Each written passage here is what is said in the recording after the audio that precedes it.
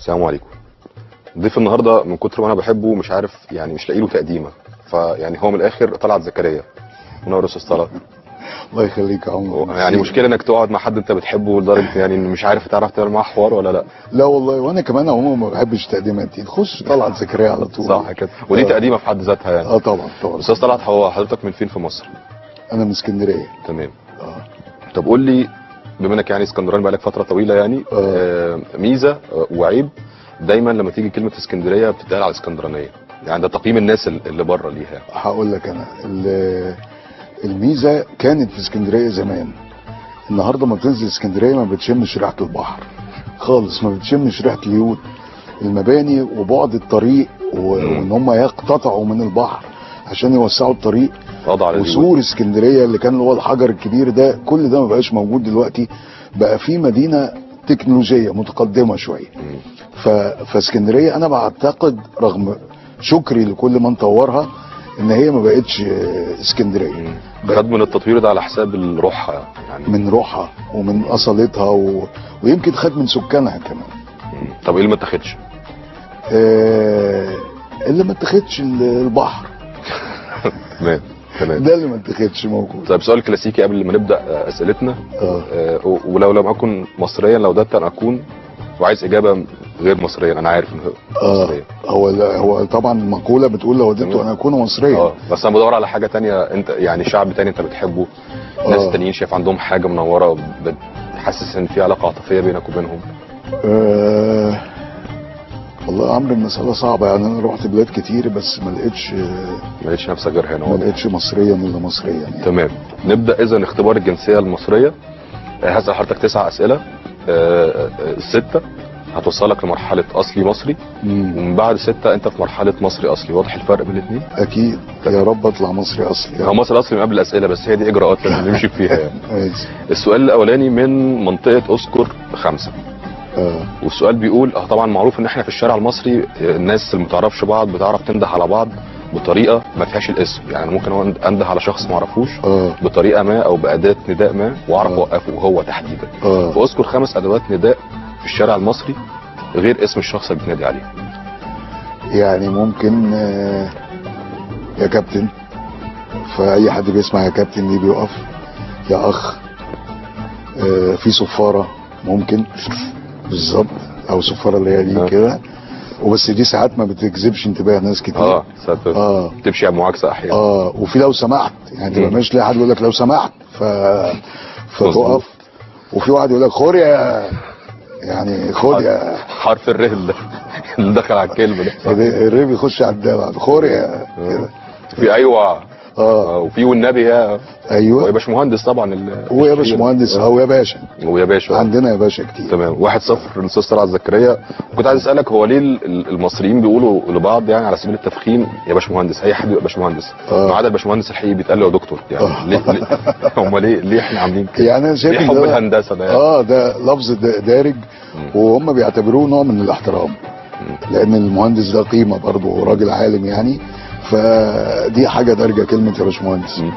يعني قصدي يعني اشمعنى مهنه الهندسه تحديدا اللي بيعظموا بيها يعني؟ يمكن عشان لها اكتر من يا استاذ واكتر من يا باشا. يمكن عشان لها اصول، يعني الهندسه عندنا من فتره طويله، فيمكن لها اصول كفراعنه وكده يعني، من فراعنه بقى وانت طالع بقى. تمام. 1-0 والسؤال اللي جاي في منطقه الفراعنه. عايز اسالك، هو انت بتعرف تميز الفراعنه من بعض؟ شفت صورهم تعرف تميزهم من بعض؟ عندك طريقه؟ يعني لو اديت لك صوره دلوقتي مش هتعرف مين دول؟ من الفراعنه؟ احاول اجتهد. طيب هوري لك صوره دلوقتي، وهو شخص ومراته. اولا قول لي مين فيهم الراجل ومين الست؟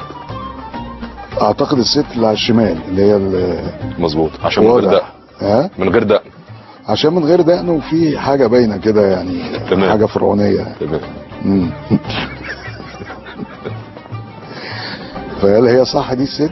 هي دي صح ست، بس هي دايما الرجاله بيحطوا لهم دقن علشان كده. اللي هي دي اللي كده دي. فدي الست. هم عارفين احنا هنتلغفن فضربوا الدقن من بدري. انا هقول كده اسمين ويمكن ربنا يبارك لي فيهم. واخد بالك؟ ممكن تبقى حتشبسوت وتوت عنخ امون، حاجه كده. اديني جواب نهائي. يعني هو في حد توت عنخ امون، في حد يعني منهم. يعني ما اعرفش بقى، انا ونصيبي. طب هقول لك واحد منهم تمام، ولو قلت التاني صح مراته مين هعتبرها لك صح. طب الاولاني اللي على اليمين ده احمس. كان متجوز مين؟ احمس كان متجوز فاطمه على ما اعتقد. اذا 1-1 ودي مراته كانت نفرتاري، احمس ونفرتاري. والله نفرتاري بعيدة عني، كنت هقول نفرتيتي بس لا واحدة تانية. 1-1. وكنت عايز اسال حضرتك برضو، هو ايه اللي وقع من الجين الفرعوني اللي احنا شايلينه من 7000 سنة لحد النهارده في الرحلة دي؟ ايه اللي وقع من على الجين بتاع الفراعنة جوانا ما بقاش عايز اقول لك احترامهم لنفسهم ده وقع النهارده. يعني هم كانوا ناس محترمين جدا وبيفكروا في شغلهم وفي حياتهم وكده، وبيفكروا ازاي يرتقوا ويتقدموا بالمجتمع الفرعوني اللي كانوا عايشين فيه. اعتقد احنا فقدنا الحكايه دي النهارده. وايه رايك في مستوى التشطيب الشغل بتاعهم، الاتقان في ان هم يقدروا يعملوا هرم يجنن الناس؟ احسن صنايعيه، نرصف 3-4 شوارع. احسن صنايعيه. اذا الاخلاص برضه وقع مننا. طب ايه لسه فاضل؟ غالبا هيكون حاجه من العيوب. ايه لسه فاضل عندنا من عيوبهم؟ ان احنا بناكل فسيخ في شم النسيم. 1-1. والسؤال الثالث من منطقة العادات والتقاليد. بالمعروف ان الام ليها قداسة في المجتمع المصري كبيرة جدا طبعا، ما عدا ام واحدة. مين هي؟ ام 44. لا، ام 44 ليها فايدة طبية والله. بيشتغلوا عليها. في ام ملهاش اي فايدة؟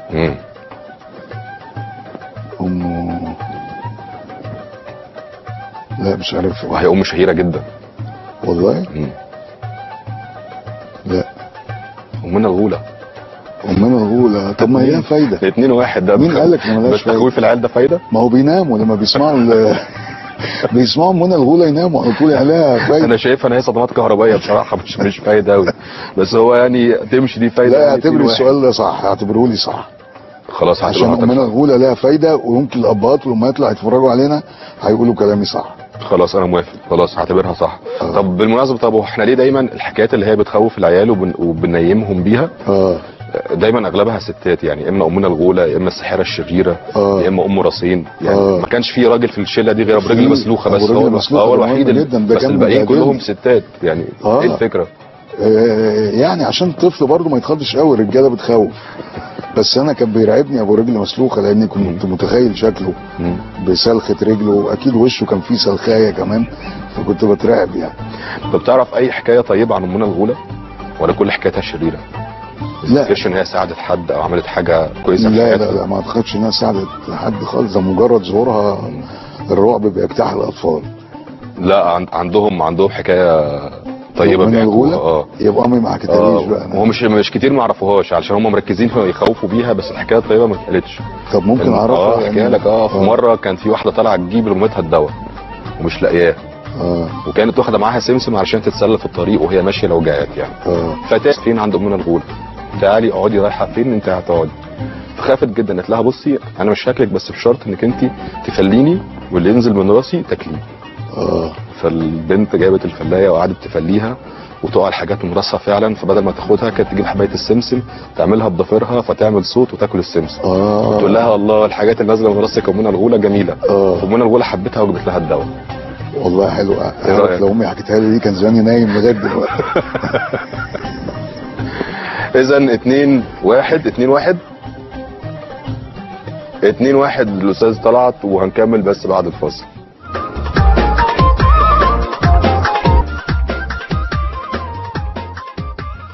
للاستاذ طلعت. وكنت عايز اسال حضرتك، هي تفتكر مين اول واحد عملت الحركه دي؟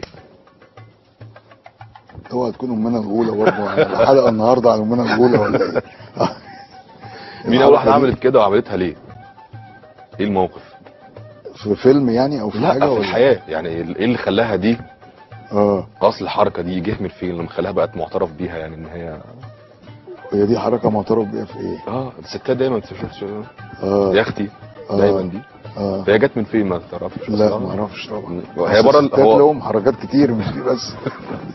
طب الحركه دي دي اصلها ايه برضو؟ مش فرعوني؟ لا، وانا ما اعرفش. انا ده بره المسابقه بس. والله ممكن يكون عندك تحليل او لا لا معلش. طيب. دي غريبه قوي. اذا 2-1. والسؤال الرابع من السينما. في الافلام المصريه القديمه دايما بنسمع البطل لما يجي يعني يشكر حد على حاجه يقول له ممنون. تمام. فما هو المرادف الحالي لهذه الكلمه اللي بيعبر ممنون؟ هل هو عنب ام بلح ام بشاميل؟ عنب. عنب، مظبوط، اجابه صحيحه، اجابه صحيحه. طب عارف الباقيين بيعبروا عن ايه، البلح والبشاميل؟ بلح يعني يا عم، بلح الهجس. طب بشاميل؟ لا بشاميل دي ما احبش الغلط فيها عشان بحبها. لا ما فيهاش غلط. يعني حتى معناها بشاميل يعني بشاميل، ما فيهاش كلام. بس هي بتعبر عن الرغي كتير والله. او حد يعني عامل حاجه علشان يموه، يعني عامل بشاميل كتير عشان هي بتاخد غلبه كمان في التحضير وكده. ماشي، مظبوط جدا. طب هو احنا ليه بقى في حياتنا شعارات كتير جايه من الفاكهه، يعني عنب وبلح يعني دي؟ عايز اقول لك على حاجه، والله ما كان فيه الاول، بس يمكن بعد ما سعد الصغير غنى العنب ربنا يشفيه يا رب، وطلعت الحاجات بقى بتتقال على الفاكهه، عنب وبلح وموز والحاجات دي كلها. وموز بتتقال كتير دلوقتي. موز طب. طب يعني اسالك بقى، عرفت بتتقال على ايه ولا اقول انا؟ موز، حاجه موز يعني دليل اعجاب يعني بالظبط. بتتقال على صوابع الست برضه. تمام. تكون صباعها حلو ولا موز. طب ولو صباعها مش حلوه؟ لو صباعها مش حلوه؟ لا بلح. صح كده. طيب سؤالنا اللي جاي من منطقه الاكل، بما اننا دخلنا في البلح والموز. دي اكله او تركيبه مشهوره للناس اللي عايزه تدخل، اسمها المفتقه. انا عايز اسالك، المفتقه دي بتتكون من ايه؟ امي كانت بتعملها في اسكندريه كتير. دي عسل ودقيق وسمسم. عسل ودقيق وسمسم. كمل طيب الطريقه. يعني على اعتقد انها بتحط الحله على النار وتحط فيها العسل والدقيق وتقعد تضربهم شويه. تمام. وممكن سمنه مثلا او زيت، الله اعلم. امي كانت تعملها بايه ما اعرفش. تمام، لازم سمنه طبعا. وفي الاخر بتحط السمسم وبتقلب كله على بعض. مظبوط، اجابه صحيحه. وباين ان هي حضرتك كنت بتعمل كتير وكنت بحبها جدا. طب هو ليه